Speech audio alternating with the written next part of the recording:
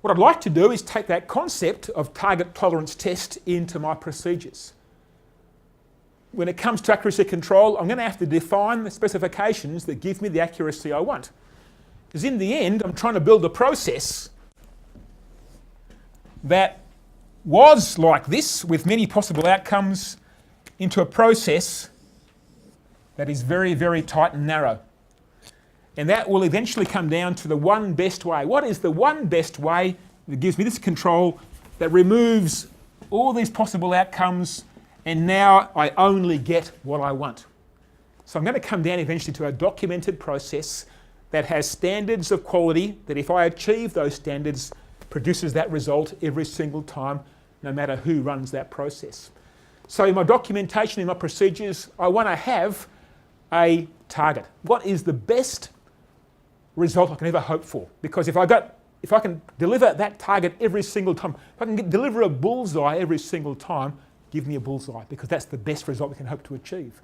But the world is imperfect, so I want to have a range of what's acceptable enough. So I'm going to have a tolerance, which I call good, and the target I call the best, and in between is the better. So I go from good to better to best, and typically better is a stretch target. It isn't as good as the best, it's in between. Typically halfway would be a place to start, but it wouldn't have to be halfway.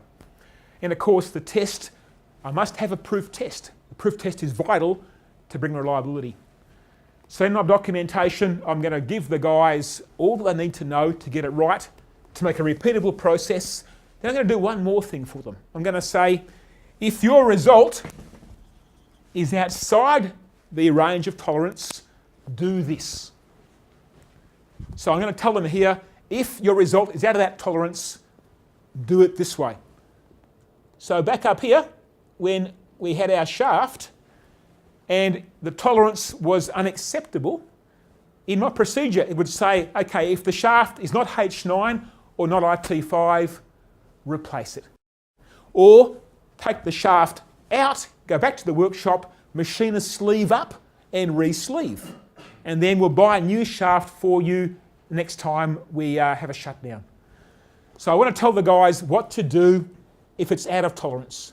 If it's in tolerance, we're going to use it. Out of tolerance, I advise them what to do, because if I don't tell them what to do in the documentation and they're out there on that plant and they're maintaining that machine and they start pulling the bearing off and measuring up and saying, gee, this shaft is no good, now what do? I'm under stress. As soon as he finds a mistake, an error with that shaft, he looks at the clock and says, gee, to fix this is going to cost me half a day, going to cost more money, going to cost more production time. Then the stress builds up in the guy. And he might say, you know what, it's close enough. It's close enough, we'll put it back in service again. And that's a mistake that that the company's allowed him to make, because we haven't advised to him what he should do if it's wrong. So I'd rather tell them here in the documentation, if this shaft is not round enough, here's the two choices. Do one of these. And if it's still no good, call me. Call me out of my office, I'll come down and we'll have a look at it together and work out what we're going to do. So I want to take the stress away from my guys. I don't want to put my guys in emergency situations. If there's an emergency situation or a high stress situation, they will make the wrong choices. We saw it from the human error rate table. So as a business manager, as a maintenance manager, I want to keep my guys' life real simple, real clear, real easy, real straightforward.